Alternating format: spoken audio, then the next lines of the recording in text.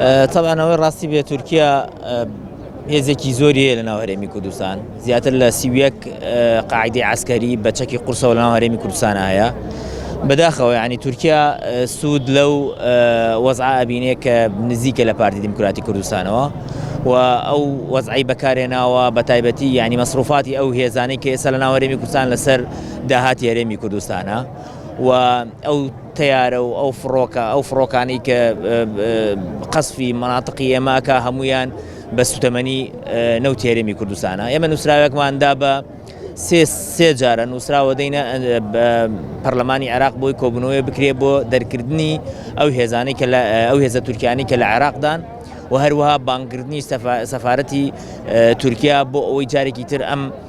پێشێلکاریانە دووبارە نەکاتەوە. بەداخەوە خۆتە زانیت بەشێک لەوەندان پەرلەمانانەی کە کوردن لە پەرلەمانی عێراقن لە بری ئەوەی دیفاع لە بۆچوونەکانی ئێمە بکەن بەهۆی ئەوەی کە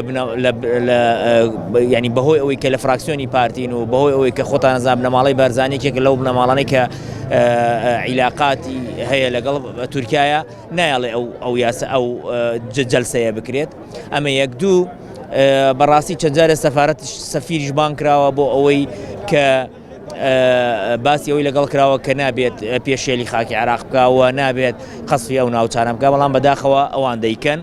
و هۆکارەکەشی بۆەوە دەگەڕێتەوە بەڕاستی ئەوان چاوساقیانەیە لە ناو هەرێمی کوردستان گەر هەرێمی کوردستان یا حکوومەتی هەرێمی کوردستان قسەی جدی هەبووە لەسەر ئەو قەسفانە یان لەسەر ئەو تەوەغولی عسکەریی کە ئەکرێت پێم وایە تورکێش نەیەتوانی ئەو تەوەغول عسکەریە بکە یان باس لەوە بکە بڵێ شەنگال ئەگرم و مووسڵ ئەگەڕێنمە و کەرکووک ئەگەڕێنمەوە چکە ئەم عەرزانە هەمووی لە ناو چوارچێوەیەکەیە کە ناو دەوڵەتێکە ناوی عێراقا دوستوری خۆی هەیە لە ئوموم المتحیدە ئاڵای خۆی هەیە و ئەم کەیسانە هەموو جارێک ئێمە لەگەڵ هەر سەفارەتێکە دانیشین ئەم کەیسانەی تورکیامان باس کردووە. من خۆم لەگەڵ سەفارەتی ئەڵمانیا دانیشتوم لەگەڵ سەفارەتی لەگەڵ قونسڵی ئەمریکایە لەگەڵ سەفارەتی ئەمریکای لەگەڵ لایەنە پەیوەندیدارەکانە لەرکوێ دانیشتوین لەگەڵ UN دانیشتوین باسی ئەومان کردووە کە تورکیا پێشێلیەکە و گرنگ ئەوەیە ئەم هێزانەی ئێرە ڕێگری لێ بکەن و هەوڵ بدەن ئەو دەنگانە بگەێنە لایەنی پەیوەندیدار بۆ ئەوەی کە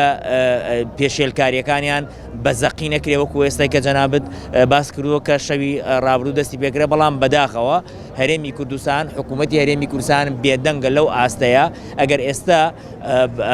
گەنجێکی کورد ئەوەی بکردایە دنیایان لێ ئەنایەک و دنیای ئاسایشیان بۆ ئەناوی هێزیان بۆ ئەگواستەوە و ئێمە لەگەڵ عێراق قسەماکرد عێراق وتی من بە هەموو شوێک هێزە نێرمە و ناوچانەیە گەریانوێ وتی بەڵام حکوومەتی هەرێم ڕازی نییە هێزی ئێمە لەو ناوچانە بێ لەبەر ئەوە خۆیان تەنسیقیان هەیە و من پێم وایە هەر کەسێک ئێستا شەڕی پاکەکە بکە جگەل لەوەی